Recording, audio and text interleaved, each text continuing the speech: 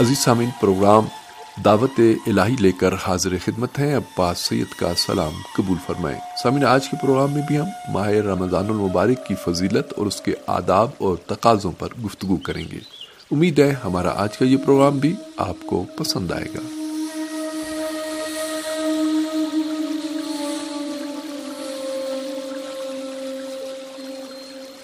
رسول خدا صلی اللہ علیہ وآلہ وسلم رمضان المبارک کی عظمت و فضیلت کے بارے میں فرماتے ہیں، رمضان المبارک خداوند عالم کے ہاں سب سے بہترین مہینہ ہے۔ اس کے دن تمام دنوں سے بہترین ہیں، اس کی راتیں سب سے اول اور اس کا ایک ایک لمحہ بہترین لمحات میں سے ہے۔ اس مہینے میں انسان کا نفس تسبیح پڑھتا ہے۔ اس میں سونا عبادت، عمل مقبول اور دعا مستجاب ہوتی ہے۔ پس اس مہینے میں صحیح نیت اور پاکیزہ دل سے اپنے پروردگار کے سامنے دستے دعا بلند کرو تاکہ تمہیں روزہ رکھنے اور تلاوت قرآن کی توفیق دے۔ رمضان المبارک کی ایک پہچان مسلمانوں کے لیے معینہ وقت کے اندر کھانے پینے کی چیزوں سے پرہیز کرنا ہے، لیکن بھوک اور پیاس برداشت کرنے کے علاوہ دوسرا کون سا ایسا عمل ہے جسے بہترین اور برترین عمل کہا جا سکتا ہے؟ یہ وہ سوال ہے جو امیر المومنین حضرت علی علیہ السلام نے رسول خدا صلی اللہ علیہ وآلہ وسلم سے رمضان کے بارے میں دیے گئے مخصوص اور معروف خطبے کے بعد پوچھا تھا۔ امیر المومنین حضرت علی علیہ السلام نے رسول خدا سے پوچھا، رمضان المبارک کے بہترین اعمال کون سے ہیں؟ آپ نے جواب دیا، اس ماہ کے بہترین اعمال اپنے آپ کو محرمات یعنی حرام چیزوں سے بچانا ہے۔ ماہ رمضان المبارک میں روزہ دار بھوک اور پیاس برداشت کر کے اس وقت تک مطلوبہ نتائج حاصل نہیں کر سکتا جب تک خدا کی طرف سے حرام کردہ اعمال اور افعال سے اپنے آپ کو نہ بچائے۔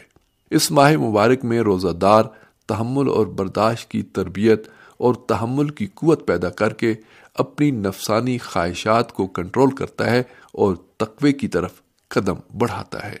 تقوی حقیقت میں وہ احساس ذمہ داری ہے جو ایمان کو راسخ کرتی ہے اور انسان کے وجود پر غالب ہو جاتی ہے، جس کا نتیجہ گناہ سے پرہیز کی صورت میں ظاہر ہوتا ہے۔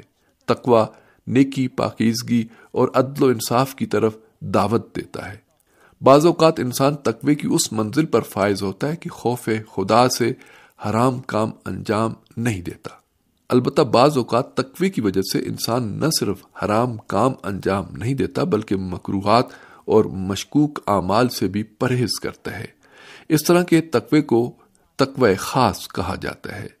اعلیٰ تقوی کی مثال یہ ہے کہ متقی نہ صرف حرام اور مشکوک چیزوں سے پرہیز کرتا ہے بلکہ حلال چیزوں کو استعمال کرنے میں بھی احتیاط برتتا ہے۔ ایک عارف سے تقوی کے بارے میں پوچھا گیا تو ان کا کہنا تھا، انسان جب کانٹے دار جھاڑیوں کے درمیان کانٹوں سے بھری ہوئی زمین سے گزرتا ہے تو کتنی احتیاط سے گزرتا ہے کہ کوئی کانٹا اس کے دامن یا پاؤں کے کسی حصے پر نہ لگ جائے۔ ایک متقی شخص بھی اس دنیا میں اپنے کاموں میں اتنا ہی احتیاط کرتا ہے کہ اپنے آپ کو ہر طرح کے گناہوں سے اسی طرح محفوظ رکھے جس طرح کانٹے دار جھاڑیوں میں سے چلنے والا شخص اپنے آپ کو کانٹوں سے بچا کر چلتا ہے۔ پس جو شخص اس دنیا میں اپنے آپ کو جس قدر گناہوں اور حرام امور سے بچائے گا وہ اتنا ہی خدا کے نزدیک ہوگا، اور یہی تقوی الہی ہے۔ ماہ رمضان المبارک میں ایک ماہ کے مسلسل روزے انسان کو کئی نفسیاتی بیماریوں اور بری عادتوں سے بچانے میں مؤثر کردار ادا کر سکتے ہیں۔ روزہ دار رمضان المبارک کی وجہ سے اپنی زندگی کے اندر نمایاں تبدیلیاں پیدا کر سکتا ہے اور خداوند عالم کی قربت کے حصول کے لیے نئے نئے راستے تلاش کر سکتا ہے۔ رمضان انسان کے ارادوں اور عزم کو پختہ کرنے میں بھی بنیادی کردار ادا کر سکتا ہے۔ جو انسان روزے کی وجہ سے اپنے جسم کو ناز و نام اور اپنے شکم کو ہر قسم کے مزیدار اور لذیذ کھانوں سے پرہیز کرنے پر تیار کر لیتا ہے، اس سے اس کے بدن کی مدافعانہ قوت اور خواہشات پر بھی قابو پانے میں آسانی ہوتی ہے، اور اس طرح اس کا بدن اور روح دونوں قوی ہوتے ہیں۔ اس کی مثال ایسی ہے کہ ایک ایسا پودا جو دریا یا ندی کے کنارے اگتا اور پرورش پاتا ہے، اگر اسے ایک دن پانی میسر نہ آئے تو وہ خشک ہو جاتا ہے اور اس کی سرسبزی و شادابی ختم ہو جاتی ہے، لیکن صحرا اور پانی کی عدم موجودگی اور دھوپ اور گرمی کے باوجود اپنی زندگی اور شادابی کو برقرار رکھتا ہے۔ روزہ انسان کے اندر اسی طرح کی قوت و توانائی پیدا کرتا ہے اور انسانی جسم کو مستحکم اور مشکلات کے مقابلے میں قوی اور مضبوط بنا دیتا ہے۔ اس کی قوت استقامت بڑھ جاتی ہے۔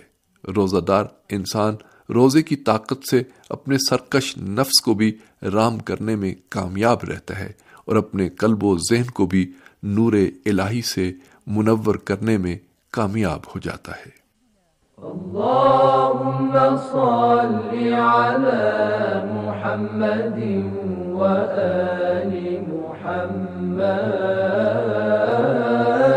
اللهم صل على محمد وآل محمد۔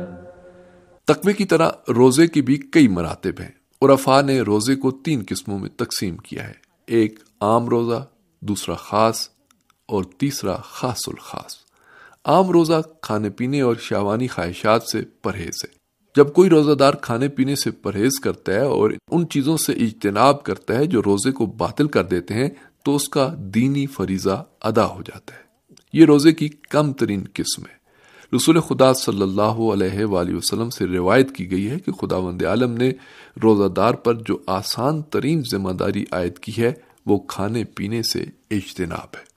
فرزند رسول امام زین العابدین دعائے حلول ماہ رمضان میں فرماتے ہیں، روزے کے وسیلے سے ہمارے چاہنے والے اپنے بدن کو 10 قسم کے گناہوں سے بچاتے ہیں اور انہیں خداوند عالم کی خوشنودی کے حصول کے لیے استعمال کرتے ہیں۔ وہ کانوں کو بےہودہ گفتگو سے بچاتے ہیں، آنکھوں کو لاہ و لہب سے محفوظ رکھتے ہیں اور ہاتھوں کو حرام کاموں سے بچاتے ہیں، پاؤں کو اس طرف حرکت نہیں دیتے جو راہ گناہوں کی طرف لے جاتی ہے، اپنے شکم کو حرام سے محفوظ رکھتے ہیں، زبان کو وہاں استعمال نہیں کرتے جہاں سے خدا کی معصیت کا اندیشہ ہو۔ صدر اسلام سے ایک واقعہ نقل کیا جاتا ہے کہ ایک عورت نے روزہ رکھا ہوا تھا اور اپنے ہمسائے کو برا بھلا کہہ رہی تھی۔ جب رسول خدا صلی اللہ علیہ وآلہ وسلم کو اس کا علم ہوا تو آپ صلی اللہ علیہ وآلہ وسلم نے فرمایا کہ اس عورت کے لیے کھانا تہیہ کرو اور اسے میری طرف سے کھانا پیش کرو۔ رسول خدا نے جب اسے کھانا دیا تو اس نے حیرانی سے کہا، اے رسول خدا، میں روزے سے ہوں۔ آپ صلی اللہ علیہ وآلہ وسلم نے فرمایا، تم کس طرح دعویٰ کر سکتی ہو کہ تم نے روزہ رکھا ہوا ہے؟ یہ کیسے ممکن ہے کہ تم اپنے ہمسائے کو مسلسل گالیاں دے رہی ہو اور روزے دار ہونے کا دعویٰ بھی کر رہی ہو؟ روزہ صرف کھانے پینے سے پرہیز کا نام نہیں ہے۔ خداوند عالم نے روزے میں برے گفتار و کردار سے بھی منع فرمایا ہے۔ روزہ دار کتنے کم اور بھوکے اور پیاسے کتنے زیادہ ہیں۔ یہ بات مسلمہ ہے کہ جو شخص روزے کو صرف کھانے اور پینے سے پرہیز تک محدود رکھتا ہے وہ اس عظیم عبادت کی روحانی اور معنوی فیوز و برکات سے محروم رہتا ہے۔